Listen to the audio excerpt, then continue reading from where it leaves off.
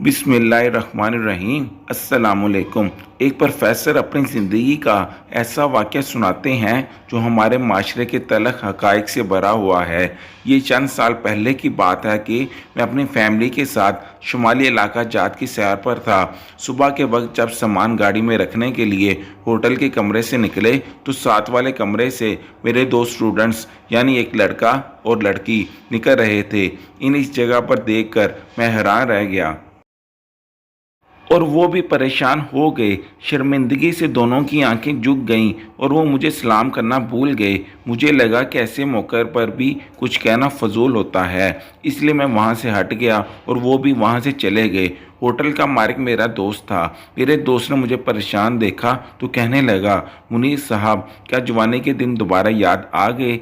नौजवान कपल को देखकर अगर ज़्यादा ही बेचैन हो रहे हैं तो इनकी लाइव वीडियो आपको दिखाता हूँ। मैंने जब दोस्त के मुंह से ये अल्फाज सुने तो हैरान हो गया और इसको ये भी ना बताया कि ये मेरे स्टूडेंट थे और जानबूझकर इसे कहा, क्या वाकई इस कमरे की वीडियो दिखा सकते हो? कहने लगा, ओ नहीं तो क्या। कुछ देर बाद वो खुफिया कैमरे में रिकॉर्ड की गई वीडियोस मेरे सामने लाया जो बहुत नाजेबा थी। मैंने भी खुफिया तरीके से पुलिस को इतला दे दी क्योंकि वो आदमी मेरा दोस्त कहलाने का हकदार नहीं था। मैंने इसे वीडियोस में ही उलझाए रखा, हत्ता कि पुलिस होटल में पहुंच गई और इसे गिरफ्तार करवा दिया। मैंने तमाम कमरों की खुफिया वीडियोस डिलीट करवाईं। कुछ दिन बाद टूर से वापस दफ्तर आया तो दोनों स्टूडेंट्स मेरे सामने आए और खामोश बैठे रहे। कुछ देर के बाद मैंने खामोशी तोड़ते हुए कहा, माशाल्लाह, आप अच्छे ख़ानदान से ताल्लुक़ रखते हैं, लायक हैं, समझदार हैं। ऐसे घूमने फिरने की बजाय निकाह क्यों नहीं कर लेते? तुम दोनों की अगर होटल का मालिक वो वीडियोस किसी वेबसाइट को सेल कर देता तो तुम दोनों के ख़ानदान की क्या इज्जत रह जाती और तुम दोनों की ज़िंदगी भी बर्बाद हो जाती। वो कहने लगे, सर, इसलिए ही हम आपके पास हाजिर हुए हैं ताकि असल सूरत आपको बता सकें, शायद आप हमारी कुछ मदद कर सकें। कहने लगे, हम दोनों ने अपने अपने घर बात की मगर निकाह और शादी के लिए हमारे घर वाले तैयार ही नहीं। अगर आप इनसे बात करें तो शायद वो मान जाएं। हम एक दूसरे से मोहब्बत करते हैं और शादी करना चाहते हैं। मैंने कहा, मगर होटल में जो कुछ हुआ इसमें मोहब्बत नाम की कोई चीज़ नहीं थी, सिर्फ हवस नज़र आ रही थी। तो उन्होंने शर्म से अपना मुंह छुपा लिया। कुछ दिन के बाद मैं अपने एक कुलीग को साथ लेकर बारी बारी इन दोनों के घर गया। दोनों के वालिदैन की तरफ से तकरीबन एक जैसा ही जवाब मिला। इनके वालिद यही कह रहे थे कि इतने छोटे बच्चे हैं,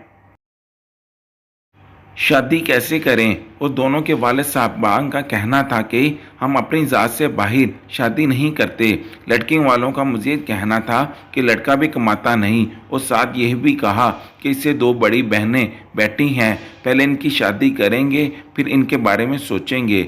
लड़के के वालिदैन का कहना था कि इनसे बड़ी बहन जो भी कमा रही है इससे पहले इसकी शादी कैसे कर दें और मज़ीद ये अपनी तलीम के लिए हमसे खर्च लेते हैं, तो शादी के बाद क्या करेंगे? इन सब बातों में जो मैंने इन्हें समझाई वो ये थी, सबसे पहली बात ये है कि ज़ात बरादरी से पहचान के लिए है, वरना मुसलमानों में किसी से भी शादी हो सकती है और ये ज़ात बरादरियाँ कोई मायने नहीं रखती, सब मुसलमान बराबर हैं। दूसरी बात ये है कि बालग होने के बाद लड़का लड़की छोटे नहीं रहते। इनकी जिनसी ख्वाहिश पूरी करना इनकी बुनियादी ज़रूरत है। इनकी नौजवानी में ये ख्वाहिश शदीद तरीन होती है। ज़रूरी नहीं है कि तरतीब से बच्चों की शादी की जाए। अगर किसी का रिश्ता पहले आ गया तो इसकी शादी पहले कर देनी चाहिए, वो लड़की हो या लड़का। आप लोग अच्छे खाते पीने घरानों से हैं, एक के अखराजात बर्दाश्त हो रहे हैं वहाँ दूसरे के भी हो जाएंगे। ये कोई मुश्किल बात नहीं है।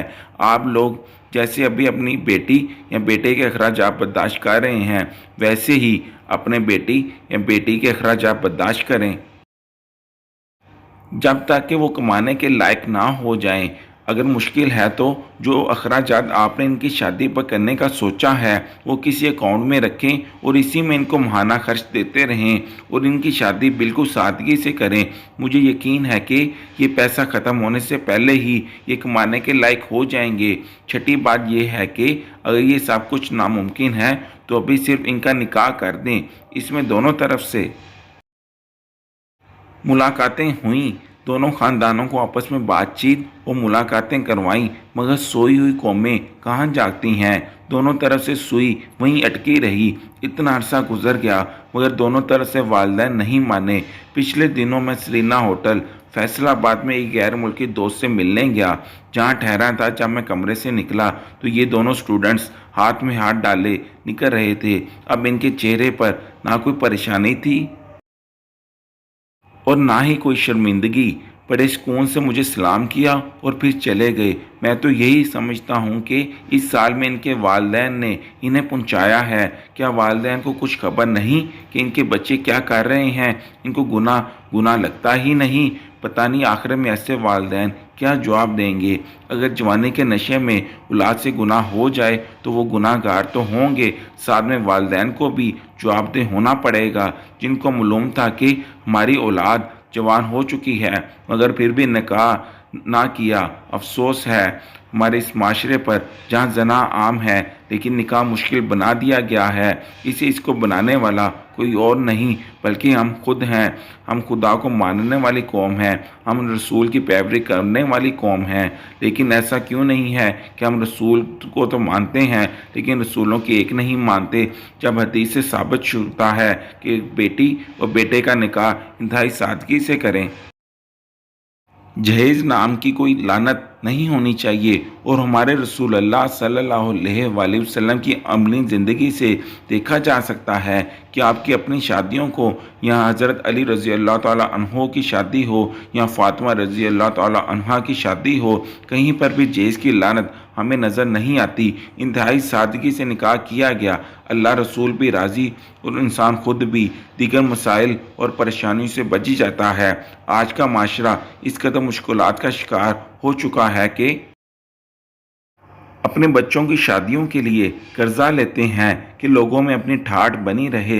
लानत हो ऐसी ठाठ वाट पर जिसका आगाज़ कर्ज से लेकर किया गया और शादी के बाद में सारा सार बच्चा कर्जा उतारते उतारते थक जाएं। खुदारा होश के नाखून लें और आपकी ज़िंदगी जितनी ज़्यादा होगी इतनी ही इसमें ज़्यादा खुशी होगी और इतना ही आज ज़माने की मुश्किलात का शिकार कम होंगे। और अल्लाह ताला हम सबको राह हिदायत पर चलाए और अंबिया कराम के रास्ते पर चलने की तौफीक अता फरमाए। आपसे गुजारिश है कि कमेंट बॉक्स में एक दफ़ा दरूद पाक सल्लल्लाहु अलैहि वसल्लम ज़रूर लिखिए। अगर वीडियो पसंद आए तो हमारे चैनल इंजीनियर उस्मान डिस्कवरी को लाइक, शेयर और सब्सक्राइब ज़रूर कीजिएगा। शुक्रिया। अल्लाह हाफिज़ नाजरीन।